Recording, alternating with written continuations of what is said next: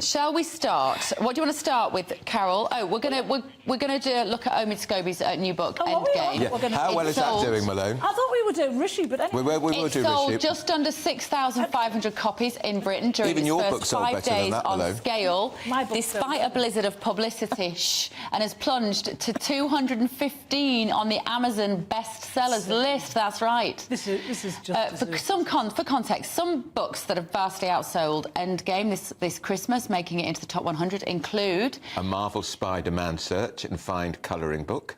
that was released last year, an air fryer Well, you'd have bought cookbook. that. Oh, I won't have a bad word said about air fryers. Whatever they are. And The Dinosaur That Pooped a Reindeer, which is a festive lift the flap adventure. So Omid Scobie not taking the publishing world by storm at the moment, Scarlett. What a surprise. Why would anybody buy it? Yeah. I mean, it appears, not that I have read it, but it appears that everything that's in it we already know. Yeah, quite. And whether it's true or not is another matter. So for a start, to buy it, you have to be on the Sussexes side, which I think in Britain is very few people. But it's already been You're there. probably on the Sussexes side. I'm on nobody's side. I think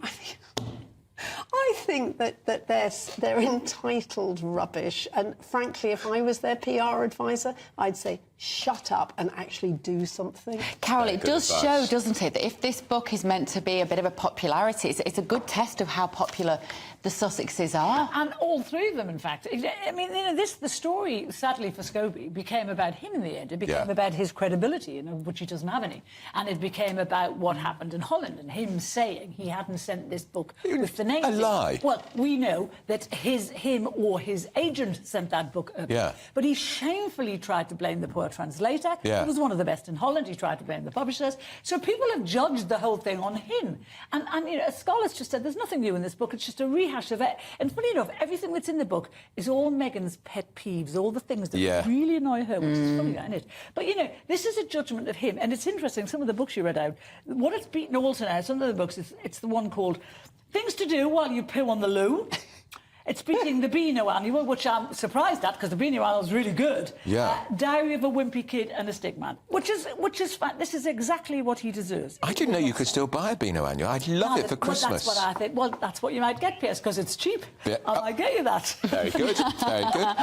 Do they still do the Beano Annual? They still do. But see, as a kid, every year that was a great treat. Well, it was, but did your kids, when they were little, Bev, know what Beano was? Well, my mum had kept ours from the 70s and the 80s. We've still got those, the original ones. Desperate Dan. Which are horribly on PC. They are even hilarious. More to read there them. was one called Ooh Willie. Do you remember that? Yeah.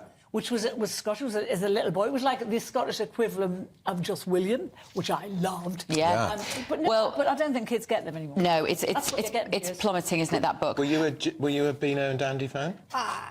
Not great. I mean, I liked Judy and Bunty, but actually I did. Of course, I read Beano and Dandy. I read any comic. I mean, I read Dan Dare Beryl the and things Peril. like that. Remember her? I remember Beryl the Peril. She was great. Yes, I mean, was that you, Malone? Were you Beryl the Peril as a kid? I wasn't good as a kid. Yeah. Well, you're not very good now. I bet you I got into more trouble than you. Let me just steer this back to the news agenda, shall we?